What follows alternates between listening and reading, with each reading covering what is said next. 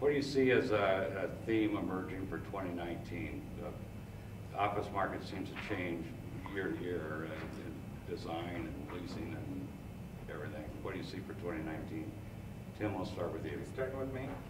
You thought you'd both. Yeah, I was hoping we would reverse the direction, but to me, I don't know if I would call this a theme, but I think one of the things that we're increasingly seeing in the office market, more from a design perspective, is a recognition that office space reflects culture. I think there was a time when office space was just where we shove people and they do their work day to day.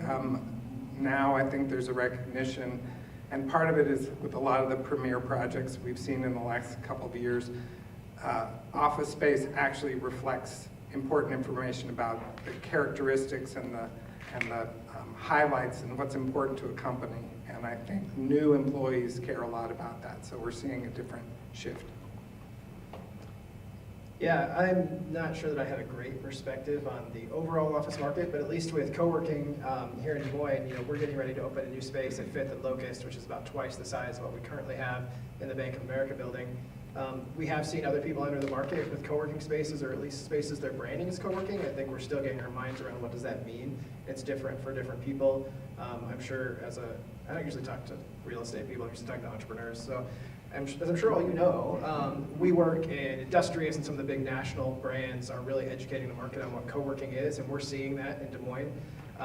We don't have any of those national brands here yet, and I don't know if most of you guys would know them before I would, probably, if those are coming. But I think it's helping to shape that this is a viable place for people to have businesses, and has been good for us. I think it's a recognition that office space can be a tool in the attraction and retention of top talent, similar to the culture, but what we're seeing is more and more buildings and spaces come online with different amenities that make wanting to come to, instead of working from home, actually making employees and team members want to come to the office every single day and be a part of the team and work there.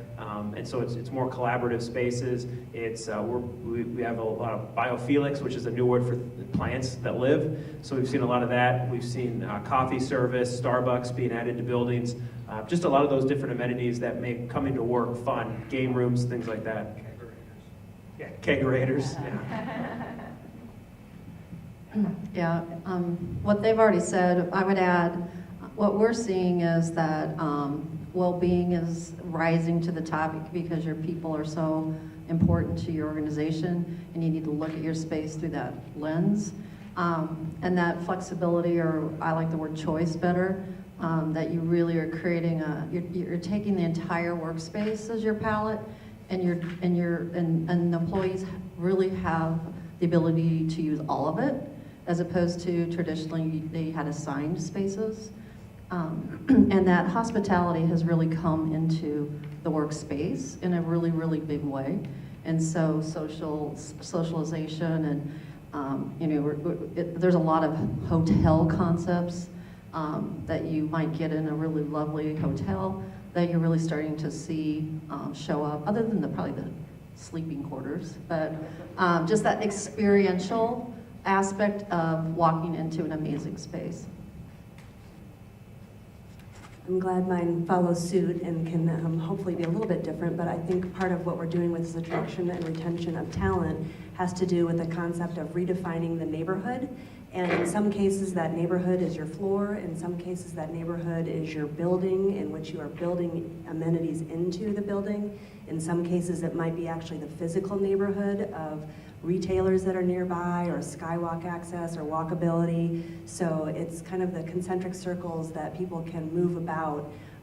They don't necessarily care if their employer owns it or not. It's how accessible and easy to get to it is in their day-to-day lives.